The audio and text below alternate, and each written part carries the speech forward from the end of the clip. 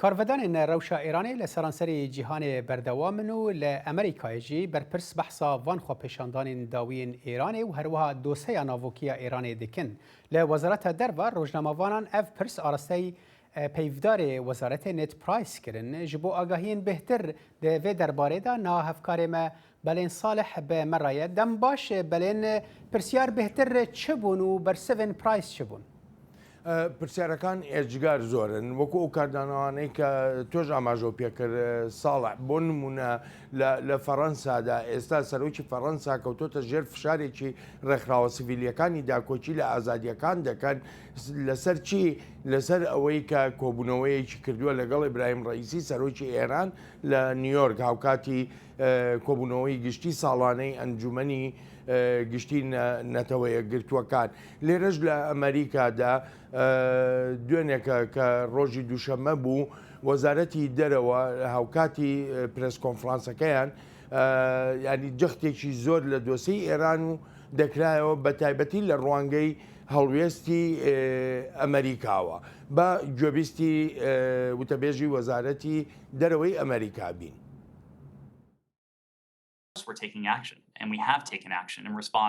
ئێمە هەڵوێست وەردەگرین و پێشتریش هەڵوێستی خۆمان هەبووە لە پەیوەندی بە خۆپێشاندانە ئاشتیانەکانەوە تا ئێستا چەند جارێک قسە و کاریشمان لەسەر دۆسەی کوژراوەکان کردووە پێدانی مۆڵەتی گشتی و سەپاندنی سزاکان بەسەر ئەوەی پێدەگوترێت پۆلیسی ڕەوشت و هەروەهاش بەسەر حەو کار بەدەستدا بەردەوام دەبین لە هەنگاوەکانمان بە ئاراستەی پرسیارکردن و هەروەش تاوتوێکردنی ئەوە هەنگاوانەی دەبنە ئاسانکاریەک بۆ گەلی ئێران بە مەبەستی ئەزموونکردنی مافەکانی خۆیان. دەستگاکانی میدیا لە ناو کۆماری ئیسلامی ئێراندا هەواڵی چاواشەکار بڵاو دەکەنەوە سەبارەت بۆ خۆپیشاندانانەی کە هەندێک لەو دەستگایانە بە تایبەتی ئەوانەی کە سەر بە پاسدارانی شۆرشی ئیسلامی و نزیکن لە ئایەتوڵا عەلی خامنەئی ڕابەری کۆماری ئیسلامی ئێرانەوە ئاماژە بەوە دەکەن خۆپیشاندانەکان دژی ئەو جۆرە بەهایانەیە کە وڵاتانی ڕۆژاوا دەیانەوێت لە ناو ئێراندا بیسەپێنن. با بەڕوونی بڵێن ئەم خۆپێشاندانەی دەیبینین سەبارەت بە ئەمریکا نییە سەبارەت بە ئێمە نییە ئەمە شەپۆلی ناڕەزاییە سەبارەت بە ڕوانینەکانی گەلی ئێران بۆ بەکارهێنانێکی ئاشتیانەی مافەکانی خۆی پێمان وایە پێویستە ڕێز بگیرێت لە مافە هەرە بنچینەیەکانی خەڵک بێگومان ئەمە ناو ئێرانیش دەگرێتەوە.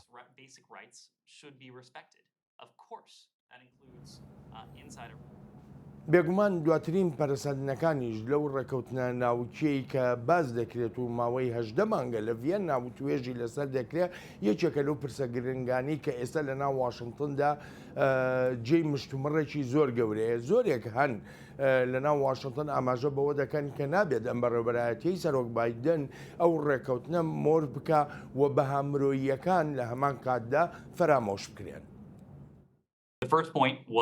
جا خاڵی یەکەم ئەو ئەگەرە گەورەیە بۆ گەڕانەوەی هاوبەش بۆ وابەستەی ئەمریکا لەگەڵ ڕوانینەکەی سەرۆک بایدندایە کە سوورە لەسەر ئەوەی هەرگیز نابێت ئێران ببێتە خاوەنچەکی ناوکی بڕواشمان بەوەیە ڕێگەی دیپلۆماتی باشترین ڕێگەیە بۆ گەیشتن بۆ ئامانجا ئەگەریش گەیشتینە ئەوەی بگەڕێنەوە بۆ ڕێکەوتن ناوەکیەکە ئەوە خواستی ئێمە لا نابات لەسەر دۆسیەی بەرپرسیارکردن لەسەر ئەو بابەتانەی ئێستا باسییان لێوە دەکەین.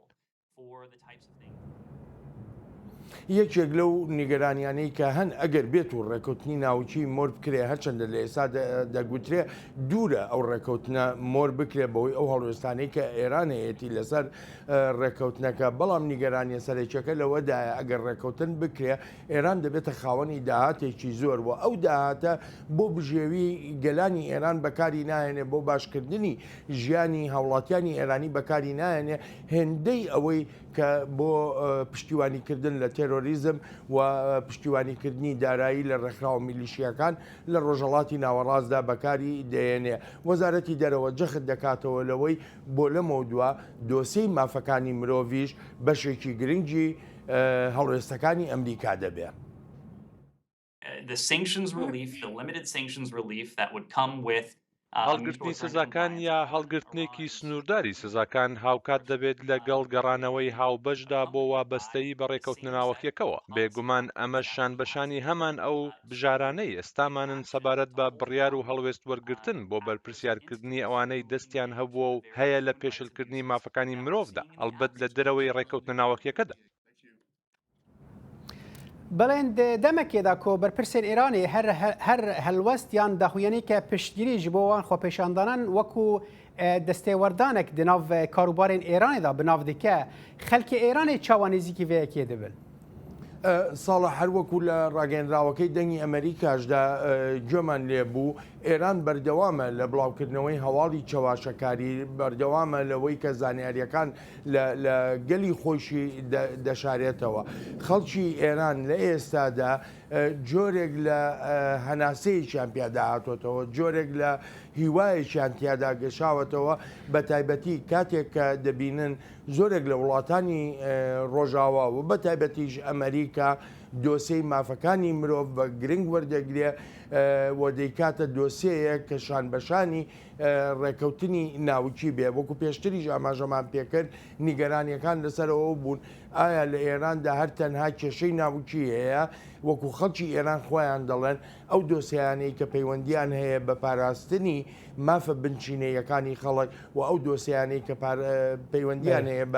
بە پاراستنی مافەکانی مرۆڤەوە ئێجگار گرنگە بەلایەنەوە پێش دەچێت. ئەم ڕووداوانەی ئێستایی ئێران وەرچەرخانێکی دروست کرد بێ لەو جۆرە بیرکردنەوانەی کە پێشتر هەبوون. بەرێ هەفکارێمە بەڵێن ساڵح گەلک سپاس. سپاس بۆ تۆ.